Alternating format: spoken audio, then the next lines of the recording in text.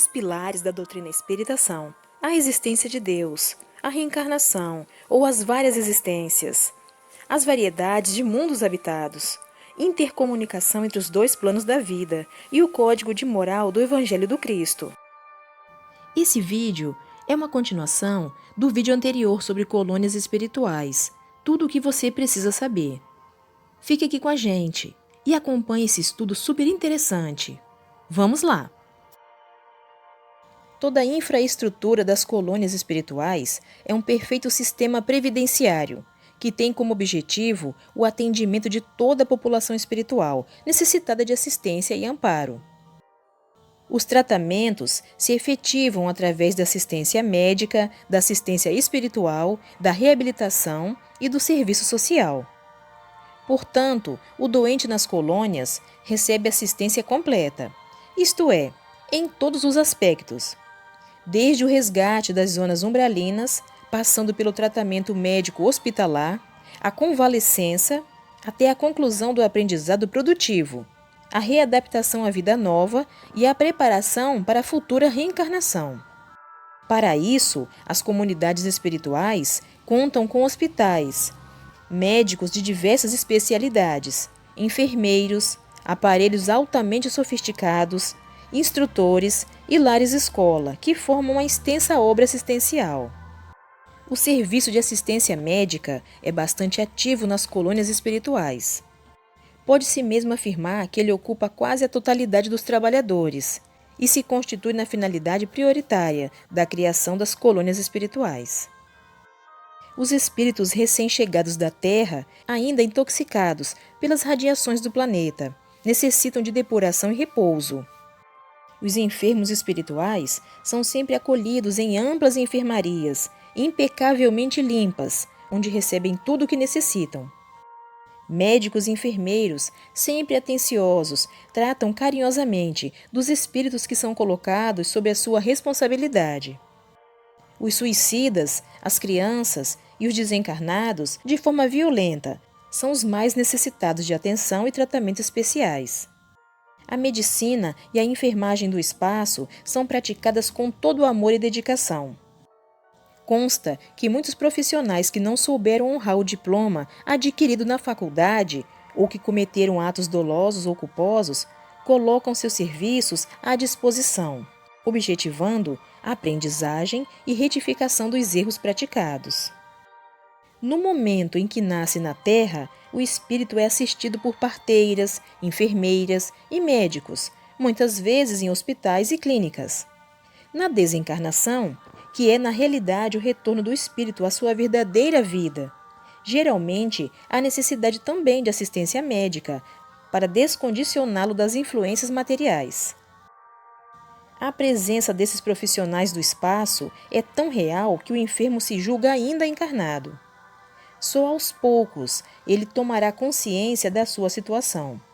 Muitas vezes, medicação e alimentos são fornecidos, como se estivesse internado em hospitais terrenos. Paralelamente ao tratamento médico, a passe-terapia para o refazimento espiritual é aplicada, auxiliada pela prece e acompanhamento de apoio ao espírito desequilibrado. Nas colônias espirituais, o serviço social possui um vasto campo de ação.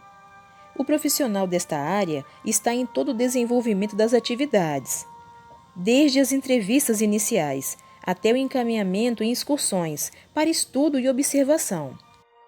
Os espíritos instrutores empregam fórmulas variadas com os recém-desencarnados, a depender de suas características, temperamentos e reações. O amor e a tolerância são fundamentais. E o espírito que recepciona o que chega emprega toda a habilidade para que este se sinta seguro e aceito, apesar de suas imperfeições. Com muita cautela, mas com autoridade, comenta os erros do passado, estimulando o espírito desequilibrado a lutar pela retificação. Os assistentes sociais do mundo espiritual integram as caravanas socorristas e são elementos preparados para fazer a aproximação junto àqueles que se acham em condições razoáveis para recebimento do socorro. Nas frequentes visitas das caravanas socorristas às zonas inferiores do mundo espiritual, A primeira ajuda oferecida aos espíritos carentes é a sua retirada do local e transporte para as instituições hospitalares das colônias, pois toda a fase de perturbação que precede a morte, os espíritos ainda exauridos não têm forças para se locomover, nem o senso da direção. Daí a necessidade de transportá-los em macas, da mesma forma como se procede com os doentes na terra. A seguir, os assistentes sociais fazem visitas periódicas aos enfermos, a fim de estimulá-los a elevar seu padrão vibratório, esclarecê-los sobre sua nova condição e etc. Assim acompanham os assistidos em suas estadas nas colônias, observando o evolver de cada cliente. O serviço social tem como principais tarefas o socorro espiritual e a reabilitação. Tanto no plano terreno como no plano espiritual, os espíritos superiores lutam pela instituição de um idioma comum, pois a diversidade de línguas perturba a comunicação entre os homens.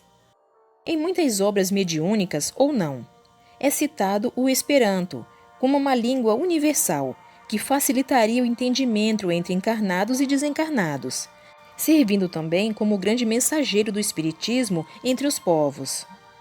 O mundo espiritual, na realidade, já possui uma língua única, a formada pelas ideias, o pensamento e telepatia. Os que habitam o mesmo plano compreendem-se com muito maior facilidade que aos planos superiores e inferiores. Os desencarnados formam famílias, conversam, assistem a conferências. Hábitos e costumes anteriores determinam também a formação desses grupos familiares. Por isso, a preferência dos espíritos errantes, ainda pegados à crosta terrestre, por aglomerações, conforme esclarece Allan Kardec, de cada nacionalidade, ingleses, franceses, etc. Não somente pela lei de afinidade, como pela facilidade de comunicação. Logo que desencarnam, os espíritos não se desvinculam da linguagem articulada, acompanhada de gestos e expressões, exatamente como usavam na Terra. À proporção que passam a faixas vibratórias menos densas, a telepatia vai sendo empregada com mais constância, até atingir um estágio mais elevado de comunicação, ou seja, o nível das ideias, uma vez que a linguagem real do espírito é a do pensamento.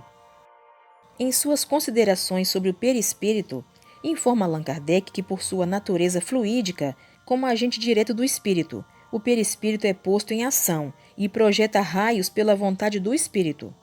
Por esses raios, ele serve à transmissão do pensamento, porque, de certa forma, está animado pelo pensamento do espírito. Revista Espírita de Allan Kardec, número 12, dezembro de 1862.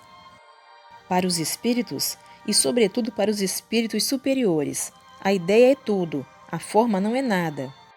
Livres da matéria, sua linguagem entre eles é rápida como o pensamento, uma vez que é o pensamento que se comunica sem intermediários. Livro dos Espíritos, parte 14. E complementa mais tarde. A palavra articulada é uma necessidade de nossa organização. Como os espíritos não necessitam de vibrações sonoras para lhes ferir os ouvidos, compreendem-se pela simples transmissão de pensamento, assim como por vezes acontece que nos entendemos por um simples olhar. Revista Espírita, abril de 1859. A linguagem dos espíritos é o pensamento, que é transmitido através de ondas magnéticas. Isso nas esferas superiores, onde não há necessidade da palavra, nem de sons articulados. Confessam alguns espíritos que tiveram muita dificuldade de se comunicar com outros desencarnados, pois sentiram por longo período a necessidade de falar através dos mesmos meios empregados na Terra. Com o passar do tempo é que conseguiram se libertar desse condicionamento. Em quase todas as publicações que tratam da vida no mundo espiritual, temos referências a veículos utilizados na locomoção de espíritos, principalmente daqueles que ainda não possuem a capacidade de volição desenvolvida. Os espíritos superiores usam a força do pensamento também para se deslocarem de um lugar para outro, e sua força mental é tão grande que levam consigo outros espíritos que não dispõem dessa capacidade.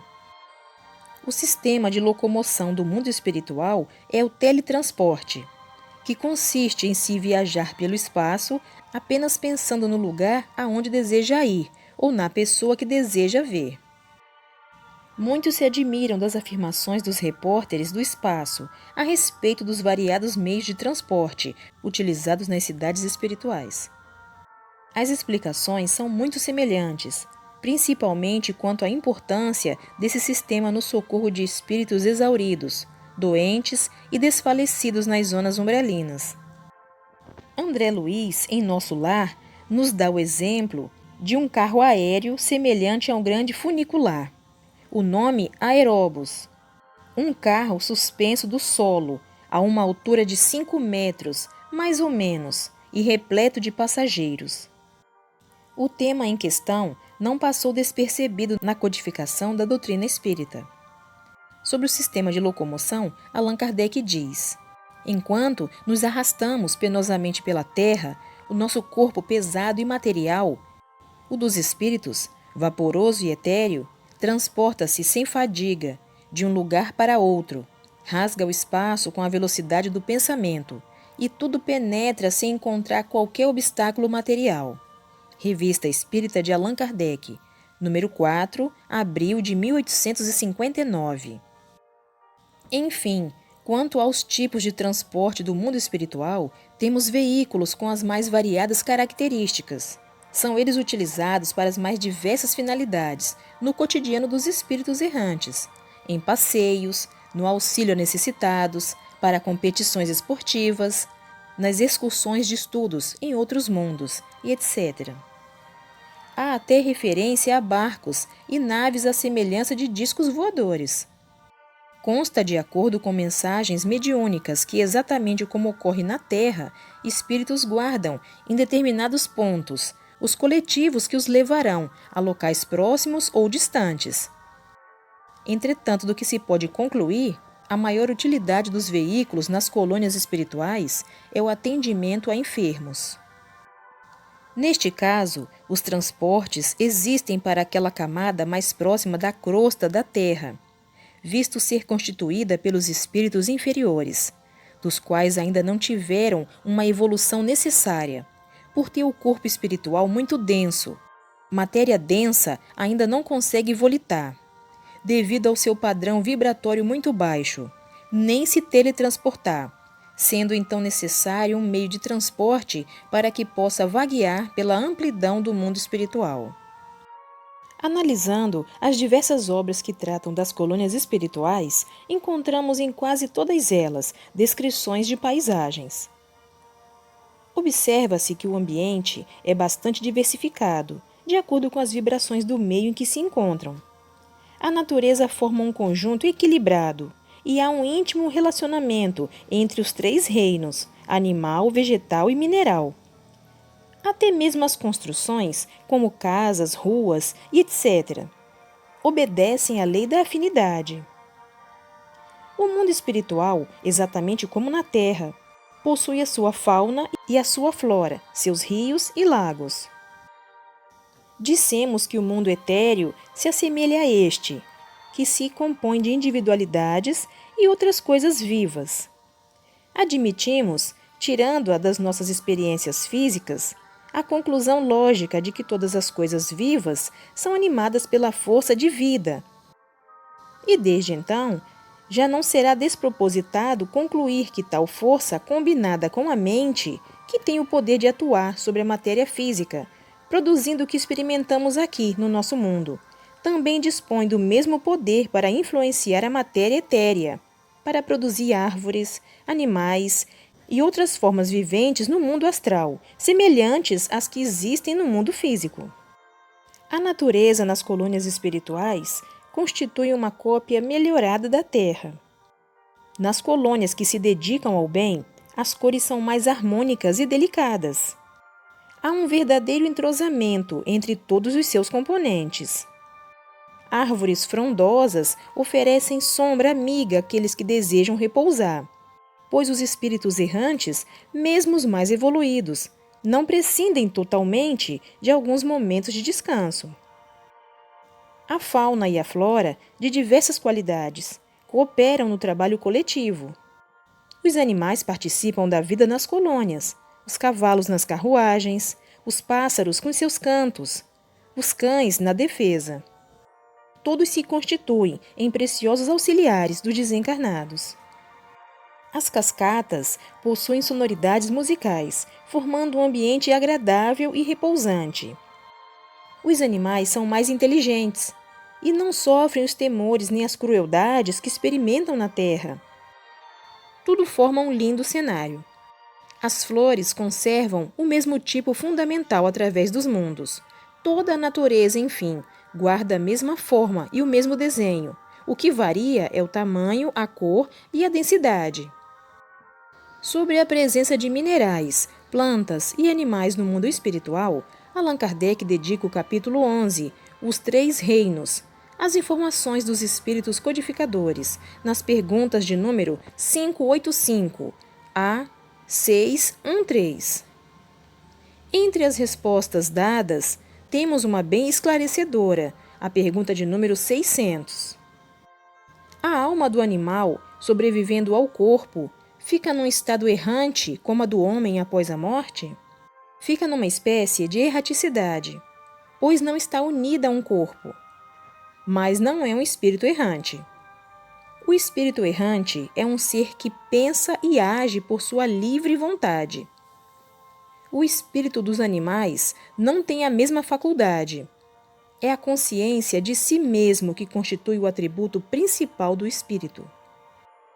O espírito do animal é classificado após a morte pelos espíritos incumbidos disso e utilizado quase imediatamente. Não dispõe de tempo para se pôr em relação com outras criaturas. Entretanto, não devemos esquecer que, por haver no mundo espiritual uma íntima relação entre habitantes e natureza, nas regiões umbralinas, o ambiente é completamente diverso do que acabamos de apresentar. São regiões chamadas de domínios sombrios. Umbrais, mundo de sombra. Locais onde se acham os que se esqueceram de Deus e não dedicaram um segundo sequer de sua existência terrena em auxílio ao próximo.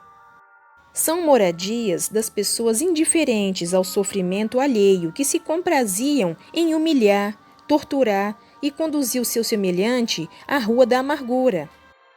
Redutos dos avarentos, que só pensaram em amealhar fortuna sem despender a mínima parcela em alguma obra de ajuda material ou moral. Muitos outros preferem permanecer nessas faixas vibratórias do baixo mundo espiritual, onde têm oportunidade de dar vazão aos tenebrosos vícios e de perpetrar os mais hediondos crimes. Lá estacionam essas criaturas, a sofrer as torturas e as agonias, até que tomem consciência de que existe a necessidade de evolver para mundos superiores. Os mundos inferiores não têm encantos e belezas. É estéril. Tem uma fauna paupérrima, na qual só figuram répteis que se arrastam na sua superfície, como que para lembrar a essas almas o papel que representaram na vida, onde não foram mais que répteis humanos, serpentes venenosas, que levavam o veneno no olhar e a morte nas palavras que proferiam contra o semelhante, cuja felicidade desejavam ver destruída. O reino vegetal é ainda mais pobre que o reino animal. Algumas espécies de plantas rasteiras e escuras, impressionando pelo aspecto sombrio e triste. Nenhuma árvore, nenhum arbusto, tudo pequeno e rastejante, como as almas dos habitantes. Tudo lúgubre e hórrido, como as consciências dos espíritos que para ali são desterrados. Tais criaturas vivenciam a barbárie do planeta. A tragédia espiritual é sempre decorrente dos interesses práticos do homem, que são alimentados na ganância, na cobiça e no egoísmo, provocando vampirismo voraz. Espíritos ainda desequilibrados e cheios de viciações se atiram como aves de rapina sobre encarnados com tendências negativas, a fim de continuarem a praticar delitos. Allan Kardec comenta o assunto. Os espíritos maus, egoístas e endurecidos, logo depois da morte, sentem-se dominados por uma dúvida cruel quanto ao seu destino, presente e futuro. Olham à sua volta. A princípio, nada enxergam em que possa dar vazão à maldosa personalidade e são tomados de desespero, pois o isolamento e a inatividade são intoleráveis para os espíritos maus. Não erguem suas vistas para as regiões habitadas pelos espíritos puros. Examinam o que está ao seu redor, e logo notando o abatimento dos espíritos fracos, e em punição aferram-se a estes como uma presa, valendo-se da lembrança que guardam das faltas passadas, utilizando-se incessantemente delas para escarnecê-los. Não lhes bastando esse escárnio, atiram-se à terra como abutres famintos e procuram entre os homens a alma que dê mais livre acesso às suas tentações. Apossam-se dela, exaltando-lhe a cobiça, tratam de extinguir a sua fé em Deus e, quando finalmente senhores de uma consciência, veem segura sua presa. Estendem a tudo que se aproxime de sua vítima o fatal contágio. Este comentário está no livro O Céu e o Inferno, de Allan Kardec. E assim os mundos espirituais vão sendo descritos através de mensagens e observações. A série é imensa e infinita, como infinita a trajetória de cada espírito. Planos e camadas vibratórias se superpõem, desde os abismos mais tenebrosos até as esferas resplandecentes de luz e beleza inimagináveis. Continua no próximo vídeo. Obrigada pela sua companhia. Fique com Deus e até o próximo vídeo.